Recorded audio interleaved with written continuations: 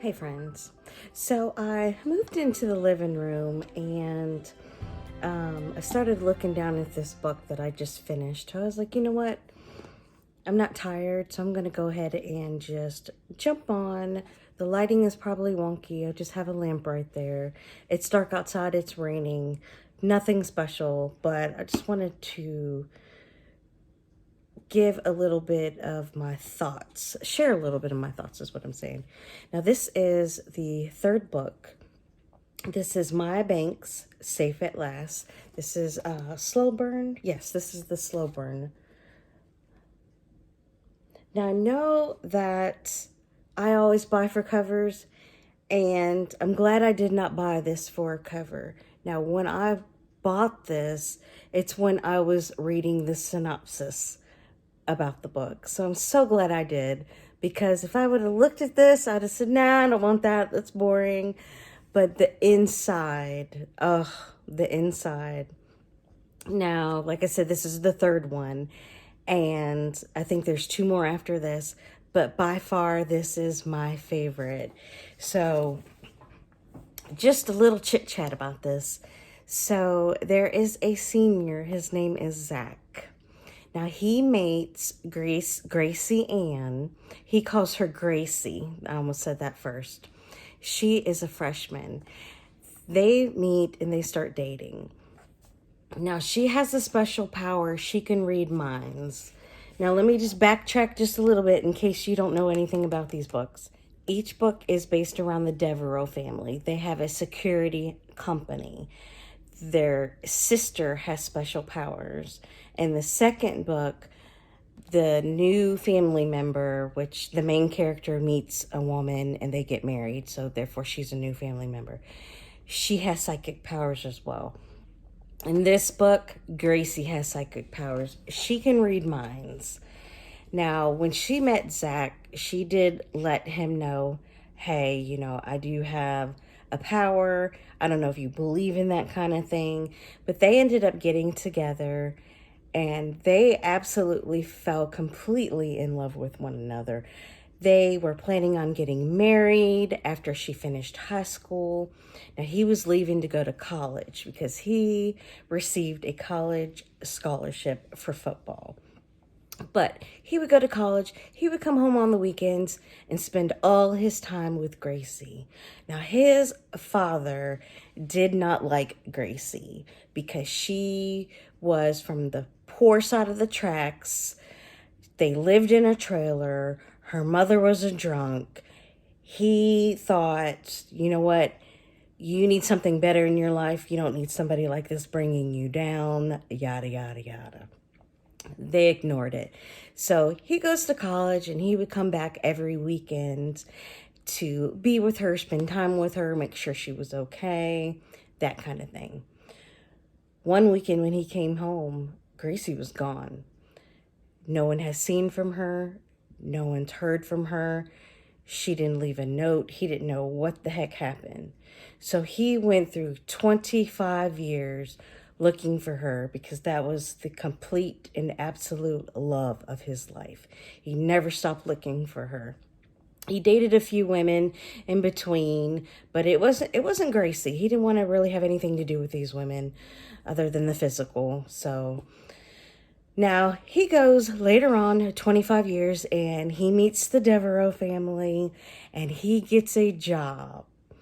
Well, one day they go to this art gallery because they need hired security. There's a new artist in town. He wants to put her work on display, but he wants to keep her anonymous. Nobody knows what the big secret is about this lady. He doesn't tell anybody. It's just like a huge hush-hush thing. You see all of her artwork, but he wants the security team there to protect her artwork because it's a prestige gallery. They're gonna make, thousands. So anyway, when Zach goes in, the first picture he sees a picture of the back of the head of this hair. I think she has dark hair or red hair. I'm sorry, I can't remember. He sees the back of her head. and she's looking out onto a scene, and his heart just stops because he's seeing this picture, and he's like, I've been there with Gracie. Oh my God. So then he starts having all these, feelings come back and memories come back. And he's like, I wonder if she's alive, because she wanted to go to school to be an artist. That was her dream, but they were just poor. But she always said, if I could do anything, I would want to be an artist. He was like, this has got to be her. Well, he looks down in the corner where they sign their name, and it says GA.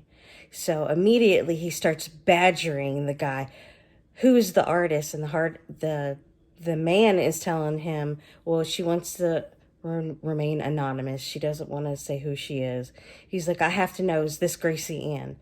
So it actually become almost a physical confrontation, because he needed to know if that was his Gracie.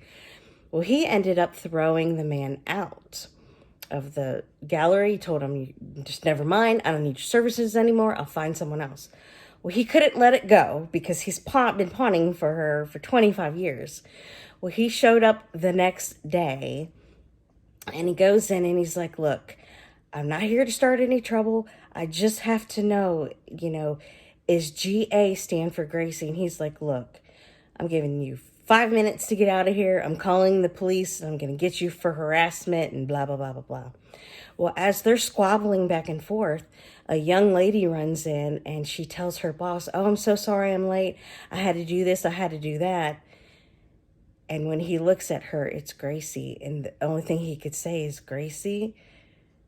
And she was like, Zach? Had to stop there for just a second. But so as they greet each other, they're both in shock that they're seeing one another. Well, the strange thing was, Gracie is deathly terrified of him. She starts going into a panic attack, telling him to leave, get out of here. I don't ever want to see you again. I can't believe you're here. Why are you here? Well, finally, they finally just get him to leave. Well, he pops up again the next day.